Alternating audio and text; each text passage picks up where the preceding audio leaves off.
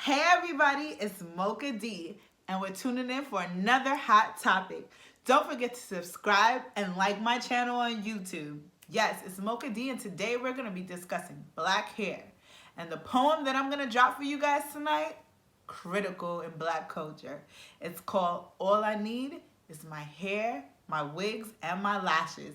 Might cause a little controversy.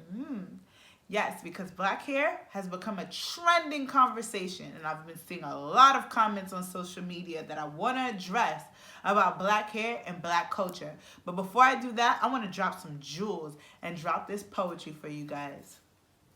It's called All I Need Is My Hair, My Wigs, and My Lashes. Why is it that we must be forced to choose? What is real beauty is all views. Why must we be forced to pick? Which way got me all confused? You got your naturals all day, your bundle still slay. You got your curly hairs laid. In the end of the day, we were all slaves. So let me do as I may. F what a hater gotta say. All that matters is that I feel like I slay. You got that God that I pray. Fictitious are your views. So vicious, straight up malicious. Cause last I checked, my hair is my decision. Whatever I envision. Cause all I need is my wigs, my hair, and my lashes.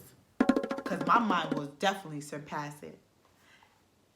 So I dropped those jewels. I definitely wanted to start off strong. That's why I started off with the poetry first. Sometimes I start off with the topic. I hope you guys having a great Sunday. But today I want to discuss an interesting topic. I feel like a lot of the times I scroll down social media and one or two comments is about black hair. Her lace front look crazy. She could have combed her daughter's hair. Or the latest one with H&M, and how they were portraying the children's hair, right? And I feel like as a race, we sometimes don't empower each other. Why would you say that? Because discussing our hair negatively allows other people to feel the need that they can discuss it negatively. And you know what? Some people may not agree with what I gotta say. But the truth is, it is the truth. When you decide to talk down about anybody, it leaves room for people to feel like they can discuss it. Whether the discussion topic is about somebody's what somebody's wearing or how somebody talks. It leaves room for other people to feel like, or other races to feel like they can discuss and choose how we should wear our hair as a race, or what is normal for our race when we can wear our hair with corn. Like, you'll catch me one week with cornrows, a lace front, natural hair, like especially in the summertime. I don't normally wear wigs in the summertime, so I have a lot of different natural looks, and sometimes I may even perm my hair, but that's my choice. That's my prerogative. Since when should I allow what anybody feels about my hair be a big topic for their living room, right? Especially if you're not within the black culture. But what I hate to see is not that we're discussing it, but we're bringing each other down by having negative conversations. And a lot of women struggle with that. You'll find women like selling themselves just to be able to afford hair. Like, which is a big industry that a lot of the times we don't monopolize on, which we should, because we're the ones buying a lot of these products. We're the ones spending a lot of money, billions of dollars, but yet we're not making those billion profits. I feel like that's an even bigger discussion. Not how a woman chooses to wear her hair, but let's make some money off of this. And more I'm seeing a lot of more black businesses making money off of hair and nails and so forth. And I want us to continue doing that. But I want to go back to making that being a defining moment of who somebody is. Like, I feel like sometimes natural girls will say, well, oh, I don't perm my hair. I don't do this. No, that's crazy. You shouldn't do that. But, and talk down about a woman that does perm her hair or does wear a wig. At the end of the day, we're still black. We're still going to share the same struggles. And for women that wear wigs and talk down on natural hair, I feel like that's just as wrong. Because guess what? We share the same struggle. We have more in common than we have different. And when we talk negatively about each other, we leave room for other races and other cultures to do the same. There's a particular culture, and as you listen, that I'm going to be discussing, that they were wearing wigs and lace fronts before us. It's part of their culture to do that, to shave their hair off and wear a wig. And sometimes their wig may not look as well put together, but you don't hear that being such a big topic. They spend money on their hair just as much as we spend money on our hair. But we don't hear that being a big discussion topic. I wonder why.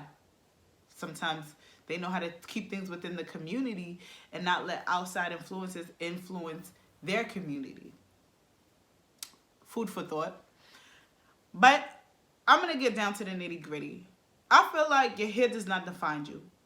There are people like Maya Angelou who choose to perm her hair and wear her hair natural at one point in her life. She's still a great poet. She still made her mark on today's society.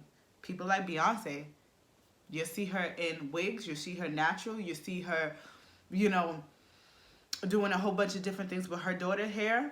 And she knows about black culture. She was one of the first people to put the Morris people and what they've done and who they are for our society on one of her music videos. Please Google about the Morris people, by the way.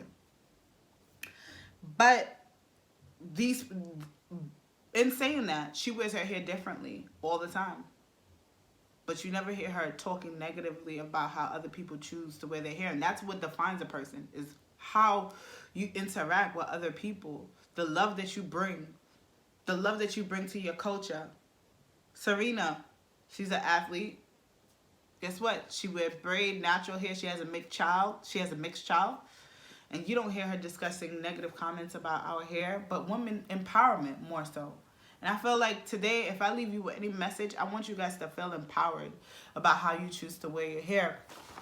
To do some research about black hair and so forth, I pulled up this article for the New York Times, and it's by a woman named Areva Martin, and it was written August 23rd, 2017. And it's the New York Times article, and it's about black hair. And she talks about being a lawyer and going to Harvard, and how she feels as if that, we as a race need to do better in discussing our hair. And the finishing quotation, she writes, "While the world hasn't caught up yet, we shouldn't wait for damaging and stereotypes to go out of fashion," right? My advice is be true to yourself. If you want to sport a 10-inch afro, braids, front lace, wigs, or custom wigs, do so proudly. You're not defined by the size of or the texture of your hair, but rather your commitment to excellence. So today, I challenge you to be committed to excellence. I challenge our black kings and our black queens to discuss our culture more positively, because it leaves room and it gives the energy to other races to discuss us more in a positive light. I work for one of the biggest hospitals in New York City, and my manager is a black woman, and guess what? She wears her hair natural. And I've never heard a big controversy about it, because she's created an environment where we can wear our hair however we choose, as long as it's not distracting, meaning it can't be bright colors, which I feel like is a good is really big in New York. I've seen natural hair managers. I've seen different types, even when I was a manager. So what I'm gonna say is this: I want to challenge us to be excellent human beings and discuss our culture and our race more positively, because it will influence the world to do so.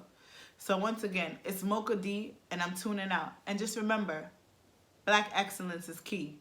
Thank you guys. Mwah. Love you guys mucho.